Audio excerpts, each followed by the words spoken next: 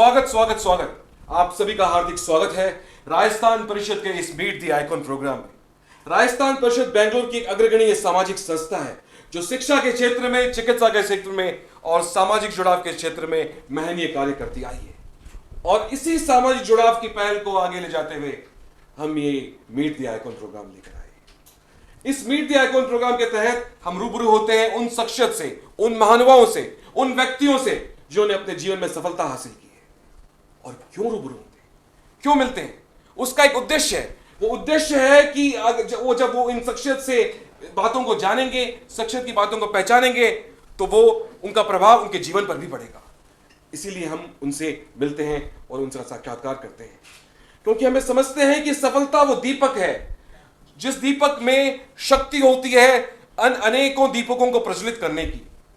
और आज इसी कड़ी में हमारे साथ मौजूद हैं मुंबई के एक महान हस्ती जिनका डायमंड एक्सपोर्ट का बिजनेस है, और वो हैं श्री उमेश जी दुग्गड़। श्री उमेश जी दुग्गड़, आपका इस कार्यक्रम में बहुत बहुत स्वागत है। Thank you. और उनके साथ उपस्थित है उनकी धर्मपत्नी श्रीमती सरोज जी दुग्गड़। सरोज जी दुग्गड़, आपका भी हार्दिक हार्दिक स्वागत है, हार्दिक हार्दिक अभिनंदन है। मेरे साथ इस कार्यक्रम में हैं श्री कमल जी तातेड़, राजस्थान परिषद के अध्यक्ष, और श्री सुनील जी सुराना, राजस्थान परिषद उपाध्यक्ष, और मेरे साथ हैं पूजा जी। मैं पूजा जी, यहाँ पे जितने भी लोग बैठे हैं उनको तहे दिल से स्वागत करती हूँ। और आज के हमारे आइकॉन के लिए एक बार फिर से जोरदार तालियां। तो शुरू करने से पहले मेरा पहला सवाल आपसे ये रहेगा कि आपकी सोच राजस्थान परिषद के ऊपर आपकी क्या सोच है? राजस्थान परिषद के बारे में मेरे को इतना बहुत कुछ मालूम नहीं है, लेकिन जो अभी यहाँ बैठ के मैं सुन रहा हूँ उससे लगता है फ्यूचर अच्छा है और उसमें आगे बढ़े, इसकी मेरी आपको शुभकामनाएं हैं। मेरे से जितना बन सकेगा मैं आपका सहयोग करूँगा। जोरदार से ताली हो जाएंगे। तो शुरुआत करेंगे आपके बचपन से। मैं जानना चाहती हूँ आपका बचपन किस तरह बीता और आपका स्वभाव कैसा था बचपन में। आप प्लीज़ मुझे आपके बचपन के बारे में बताइए। मेरा बचपन राजस्थान में बीता हुआ है और मैं वहाँ 7th क्लास तक पढ़ा हुआ। उसके बाद में कलकत्ता चला गया था। गुस्से का स्वभाव शुरू से मैंने, गुस्सा बहुत आता है, लेकिन मेरे में सब बचपन से ही ऐसा था, मैं किसी को अपना फ्रेंड नहीं बनाता था।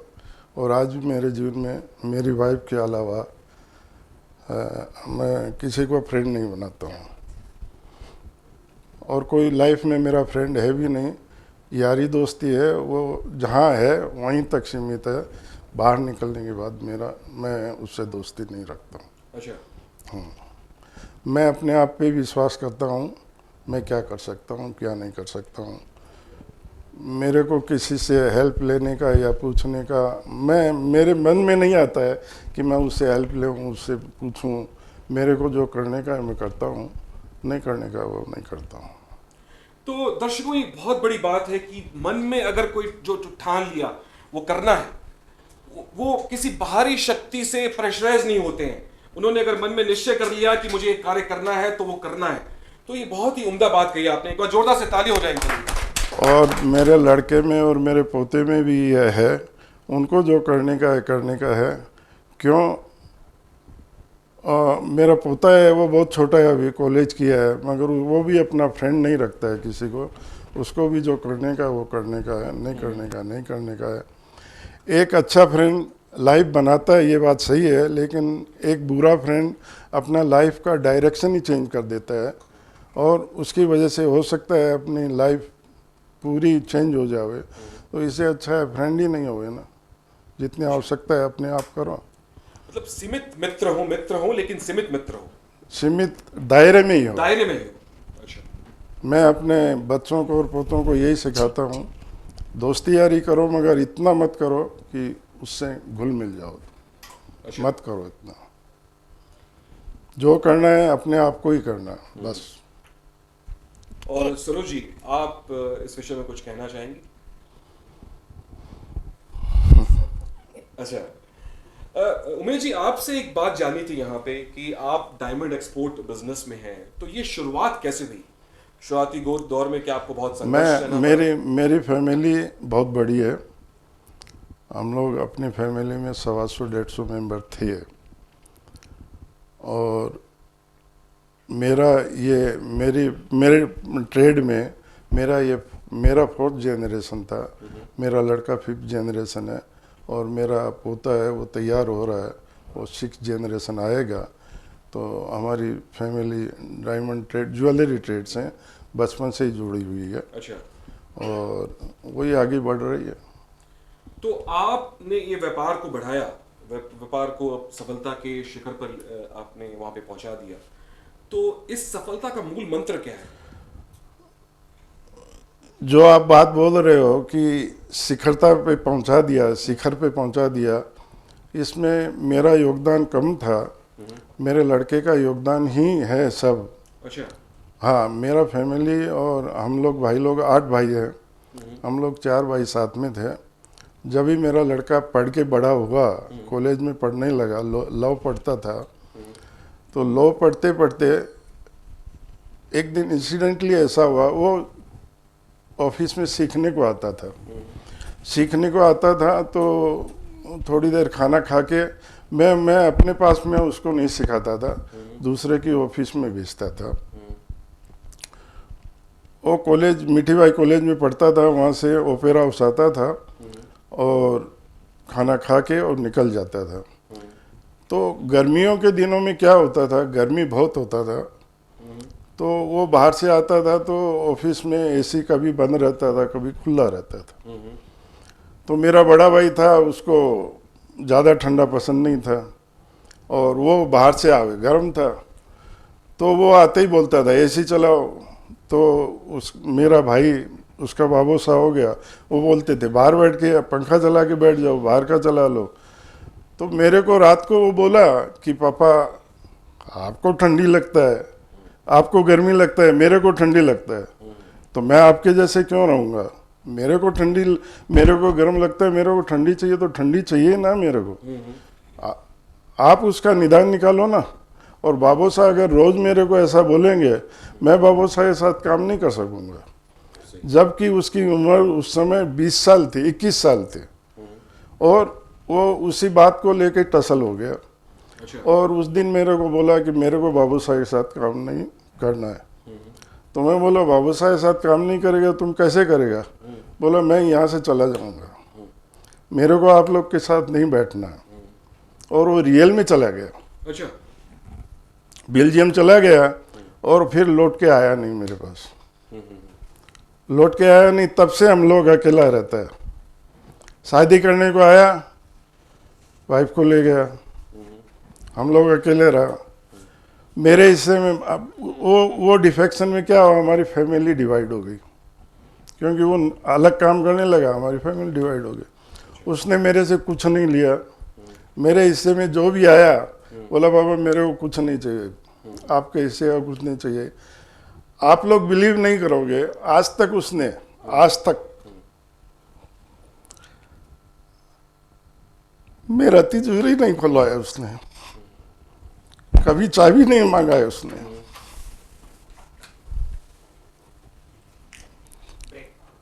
और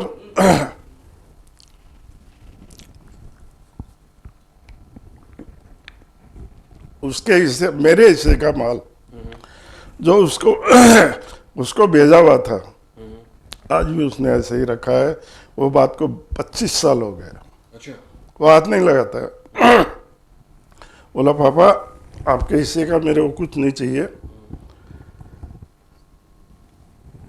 हम लोग जो कमाएगा हमारे हिस्से से वही काम में लेगा, और मेरा पोता भी ऐसा ही है। अच्छा, हाँ, आज कभी हम लोग हवाई जहाज को देख के सोचता था कि हवाई जहाज में हम लोग बैठेगा क्या।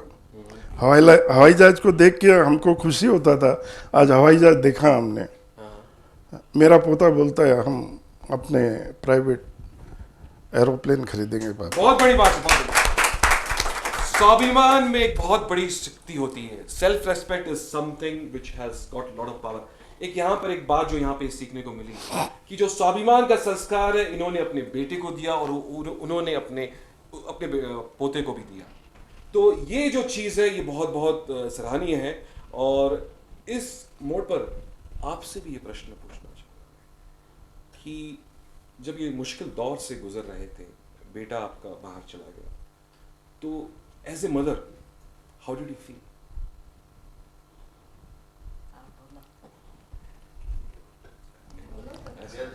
बताइए, बोलिए. अच्छा, देखिए, हमारा शादी होने के बाद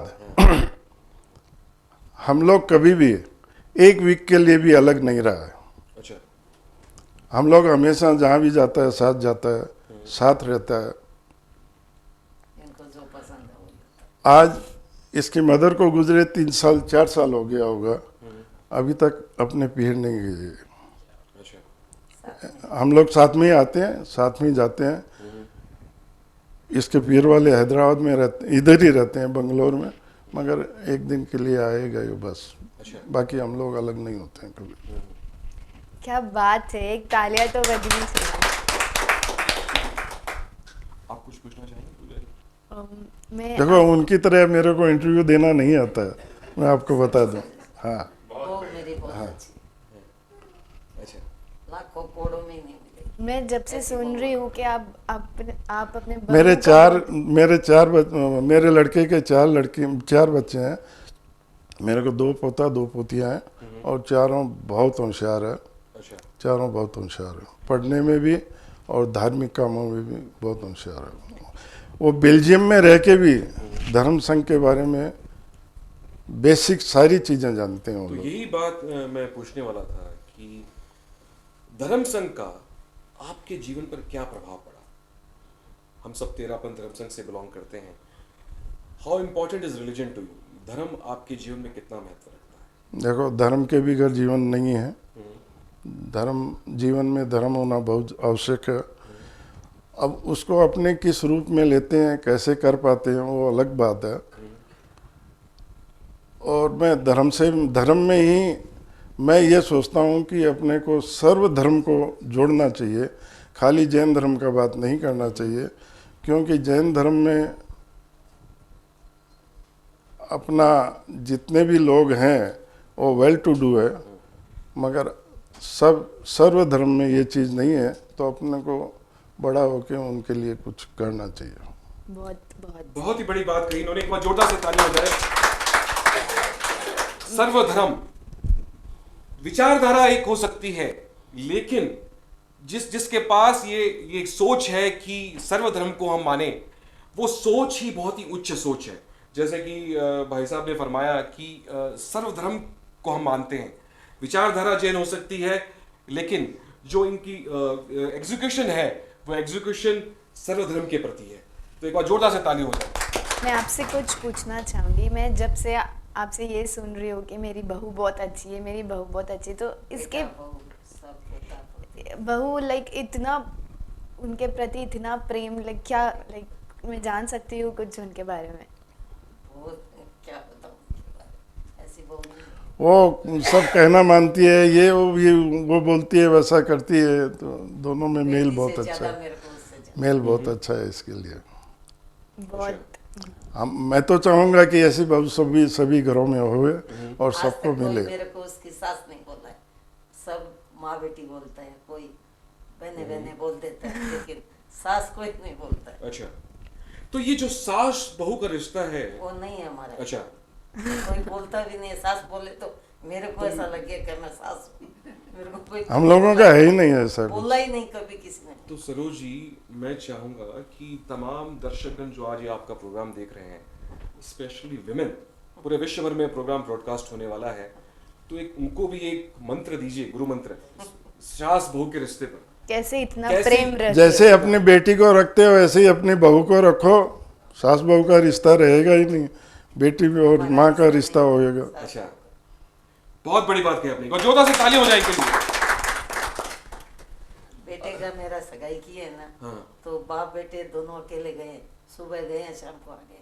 अच्छा। बेटे की सगाई करके आ गए, 6 महीने बाद मेरे को वो दिखाए, 6 महीना हाँ। उसको मैंने देखा भी नहीं। अच्छा। आके मेरे को बोलो तेरे को मांगती थी जैसी मिल गई है। सब लोगों ने वहाँ ना बोला, बहुत कैसे बढ़िया। कैसे पक्का कर रहे हैं, अच्छा। भाभी को तो दिखाओ, हाँ। तो कहा नहीं उसको मांगती थी वैसा देख। अच्छा। 2 शब्द बहू को पूछा, हो गया, और कुछ पूछा नहीं। मैंने लड़के को लेकिन पूछा तुमको जमता है क्या, लड़का थोड़ा टूटा किया तो वो बोला ठीक है पापा आपको जमता है ना, तो हो गया हो गया। उस समय होती थी, आजकल नहीं होती है। और आजकल ये तकलीफ बड़ा हो गया है कि जो लड़का या लड़की लव नहीं करेगा उसका शादी भी जल्दी नहीं होता है। ये भी बच्चों को ये तकलीफ है आज, और बहुत बड़ी तकलीफ है ये। आगे जाके लाइफ कैसे रहेगा वो नहीं सोचते हैं, मगर ये हर घर में ये समस्या अच्छा। हो रही है। आपने सही फरमाया कि हर घर की ये समस्या है। एक और प्रश्न आपसे मैं पूछना चाहूँगा इस मोड़ पर कि जो तमाम ये दर्शकगण देख रहे हैं उनको आप क्या संदेश देना चाहेंगे? आपने अपने जीवन में सफलता हासिल की है। मैं सभी यंग लड़कों से यही कहूँगा, आसमान में जो हवाई जहाज उड़ के जो कल्पनाएं आती है, ऐसी कल्पनाएं करो, अपने आप जीवन आगे बढ़ेगा और उसी शिखरता को छू लोगे। ऐसा मैंने अपने जीवन में महसूस किया है, इसके लिए मैं बोल रहा हूँ। हवाई जहाज देख के इतना खुश होते थे जिसका अभी वर्णन नहीं कर सकते हम, और आज हवाई जहाज जीवन में गाड़ी घोड़े जैसा हो गया है और पोता सोच रहा है। तो ऐसे ही विचार सबको रखना चाहिए। Absolutely. Dream big. Hold on to your dreams. It's just a matter of time that dreams will become a reality. जैसा कि इन्होंने कहा कि जो अपने ड्रीम्स है उन ड्रीम्स को इंटैक्ट रखो। एक बार जोरदार से ताली हो जाए इनके लिए। और आप सरोज जी, जो दर्शकगण देख रहे हैं, कोई एक संदेश उनके लिए, छोटा सा प्यारा सा कोई संदेश, परिवार को लेकर हो या परिवार को आप कैसे लेके चलते अच्छा। हो, कुछ भी संदेश दे सकते हैं। अच्छा आपके लिए जिंदगी है मेरा, क्या बात? एकदम सुखी जिंदगी, अच्छा, कोई तरह का कोई टेंशन नहीं, हाँ। कभी एक शब्द मेरे को नहीं बोलते। क्या बात है, क्या बात है। इनको जो पसंद है वो मैं करती हूँ, हाँ। इनको जो चाहिए वो देते हैं। लेकिन स्टार्टिंग हम लोग अपने जीवन से बहुत संतुष्ट है हाँ, क्या बात? और संतुष्टि रहना चाहते हैं। मैं 20 साल से कोई काम नहीं करता हूँ, मेरा लड़का जो बोलता है वो काम कर देता हूँ मैं, तो हमको कोई वो नहीं है बिल्कुल भी। इनको जो पसंद है वैसे ही करें। स्टार्टिंग में जब हमने आपको सुना तो आपने कहा कि मेरा जो स्वभाव है थोड़ा गुस्सा आता है, तो वो गुस्सा आपके लिए बिल्कुल नहीं है। नहीं, लेकिन मेरे ऊपर नहीं गुस्सा बहुत आता है। गुस्सा आता है इनको, देखिए लेकिन वापस वैसे ही हो जाते हैं। ऐसे ही इनको लगता है मैंने गुस्सा किया है। तो इनके मैं पेट में कुछ नहीं है फिर। मैं 70 साल का होने लगा, 69 का हूँ। मैं मेरी लाइफ में जहाँ तक मेरे को याद है तब से आज तक मैं एक्सरसाइज 1 घंटा, अभी मेरा बाईपास का ऑपरेशन हुआ, मगर मैं उसके पहले 1.5 घंटा 40 साल से खेलता हूँ। अच्छा 40 साल से कोई दिन मेरा ऐसा नहीं गया कि मैं 1.5 घंटा नहीं खेला हो। अच्छा और मेरा उठने का क्रम है वो 4:30 बजे का है, हम लोग 9:30 10 बजे सो जाता है। 85 के बाद हम लोग कोई पिक्चर नहीं देखा है, अच्छा कोई सिनेमा। एक दफ़ा मेरी लड़की ने ज़बरदस्ती, एक चाची 420 की ऐसा कोई पिक्चर आया था, उसमें अनीता मेरी लड़की है, वो टिकट ले आई, उसमें भी मैं नहीं गया। तो ये लोग इंटरवल तक बाहर बैठा रहा, मेरे जाने के बाद में ये लोग पिक्चर हॉल में घुसा। अच्छा क्या बात है। मेरे वो पिक्चर अच्छा नहीं लगता, शादी लेकिन से- शादी पुराने हुआ तो गाना, बहुत शौक था इनको, हाँ, बहुत शौक। शादी तक बहुत पिक्चर देखता था, अच्छा और अभी उसके खाने बाद पीने का शौक है, मेरे को बनाने का शौक। और हमको इसलिए दूसरा भी खाता रहे वो भी शौक बहुत है, दूसरे को खिलाने का बहुत शौक है, इसको भी बहुत शौक है। और दूसरे को दुखी देख के हमारा दिल भी दुखता है, तो इसी ये मैं बोल सकता हूँ, किसी का दुख देख के अपना दिल दुखता है। तो इसी मोड़ पर एक और बात जो आपसे जाननी है कि आप सरदार शहर से बिलोंग करते हैं, तो सरदार शहर में कोई सोशल प्रोजेक्ट जिससे आप जुड़े हुए हैं? देखो, सरदार शहर में मैं 2004 से जुड़ा और नेटिव प्लेस से मेरे को बहुत लगाव है। हालांकि मेरे बच्चे और मेरा लड़का या मेरी लड़की अनीता, अनीता तो फिर भी एक दफ़ा दो दफ़ा गई है, मेरा लड़का तो मेरा घर भी नहीं जानता है और उसको इंटरेस्ट भी नहीं है, और गांव का कोई इंटरेस्ट नहीं है, लेकिन मेरा नेटिव प्लेस से बहुत इंटरेस्ट मेरा है। घर उसको अच्छा नहीं लगा। 2003-4 में ऐसे ही कोई म्यूनिसपैलिटी वाला आया था, तो उसने मैं उसको पूछा मेरे को क्या कर सकता हूँ मैं म्यूनिसपैलिटी के लिए, तो बोला आपके दिल में जो आवे, और नहीं तो कुछ इनको ड्रेसें दे दो ना, सब क्या बात है। तो 2003 में हमारी म्यूनिसपैलिटी में 450-500 वर्कर थे, तो सबको दो दो वो टाइम में वो सफारी बना के मैंने दिया, और सफारी बना के दिया, उसमें मैंने उनसे कमिटमेंट किया था कि ये पहन के करोगे काम तो 3 साल तक मैं कंटिन्यूस दूंगा, अच्छा और फिर उनसे जुड़ गया और फिर जुड़ता ही गया। अच्छा थोड़े थोड़े छोटे छोटे काम करता रहता हूँ, कोई डिमांड किसी का भी आया तो उसको छोड़ता नहीं हूँ, बहुत बढ़िया। कम बेसी करके उसको करने का एक बार कोशिश जोरदार से ताली हो जाएगी। देखिए व्यक्ति किसी भी स्टेज पे पहुंच जाए, हाँ। अच्छा 2007-8 में 2006 में वसुंधरा राजे सिंधिया हमारे वहाँ हाईवे बना था, नेशनल हाईवे, तो वो उसका उद्घाटन करने आई थी, तो वो टाइम में उसने एक प्रोजेक्ट लाया था कि किसी को भी अगर सरकारी स्कूल एडॉप्ट करना हो तो आप एडॉप्ट कर सकते हो। तो मैंने उन तक संदेश पहुंचाया। उस समय अर्जुन मेघवाल हमारे कलेक्टर थे, उनको बोला कि मैं स्कूल एडॉप्ट कर सकता हूं। वो स्कूल में 350 बच्चे थे उस समय। तो वसुंधरा जी ने भरी सभा में ऊपर मेरे को बुलाया और करीब 25-30 हज़ार आदमी थे, और उन्होंने मेरे को वो स्कूल एडॉप्ट करवाया। तो वो स्कूल में 350 बच्चे थे उस समय, आज मेरे पास 1100 बच्चे हैं, और उनको बैठने की और की असुविधाएँ हो रही थी, तो मैंने अलग एक विज्ञान भवन बना के उनको अब भी दिया है। वो करीब 8000 स्क्वायर फीट का बना के उनको दिया अलग से। उस स्कूल में सबसे बड़ी विशेषता ये है कि अभी गांव में कंप्यूटर कौन सिखावे, सही, और आज कंप्यूटर नहीं सीखा उसने कुछ नहीं सीखा। तो मैं मेरी फैक्ट्री में जिसको कंप्यूटर नहीं आता है उसको मैं नहीं रख पाता हूँ। मेरा पियोन भी कंप्यूटर जानता है, मैं कंप्यूटर नहीं जानता हूँ लेकिन मेरा पियोन जानता है कंप्यूटर चलाना। तो मैंने स्कूल को बोला, स्कूल वालों को, कि आप यहाँ कंप्यूटर का काम चालू करो, बच्चों को रख नहीं कंप्यूटर रखो आप। तो बोले साहब कंप्यूटर दिलाओ। तो आज वो स्कूल में 22 से 25 कंप्यूटर काम कर रहे हैं। गवर्नमेंट के स्कूल होते हुए भी एक अलग से टीचर उनको दे दिया है, तो वो 2 शिफ्ट में बच्चों को सिखाता है। बच्चों को सिखाना और सीखना अलग बात है। आप वो स्कूल में जाएंगे तो वहाँ लोग, मतलब सेक्शन के जो पुअर सेक्शन के बच्चे हैं जिनके पाँव में चंपल नहीं है, अच्छा, मगर वो बैठ के अंगुली चला रहे हैं, उसमें से कुछ बच्चे तो होनहार होके आगे बढ़ते ही होंगे ना। आज मेरे पास वो स्कूल 15 साल से है, समझ लो। अच्छा, तो 15 साल में कितने बच्चे निकले होंगे वहाँ से, कोई तो आगे बढ़ा ही होगा ना। बहुत बड़ी बात, बहुत बड़ी। तो आपको देख के ताजुब होगा कि इतनी गर्मी में नंगे पांव आके और कंप्यूटर सीख रहा है लड़का। और वो कार्यक्रम आज 25 साल से चालू है, 15 साल से मेरा चालू है। बहुत बढ़िया। तो वहाँ से जो बच्चे निकलते हैं उनको देख के आत्मा शांत होती है अपनी, कि अच्छा कार्य हो रहा है, और अपना दिल भी है। मैं स्कूल वालों को बोल के भी रखा हूँ कि आप स्कूल मेरे माताजी पिताजी के नाम से करा दो, 2 से 3 करोड़ रुपया लगेगा, मैं स्कूल नया बनवा दूंगा। अच्छा, बहुत बढ़िया। देखिए जो एक विशेष बात जो उमेश जी से आज सीखने को मिली कि व्यक्ति सक्सेसफुल होता है, लेकिन क्या वही रिजल्ट है, एंड रिजल्ट है? नहीं। सक्सेसफुल होने के बाद में किसी और के जीवन के सक्सेस का वो निमित्त बने तो उस सफलता का जो वजन है वो वजन और बढ़ जाता है। एक बार जोरदार से ताली हो जाएंगे के लिए।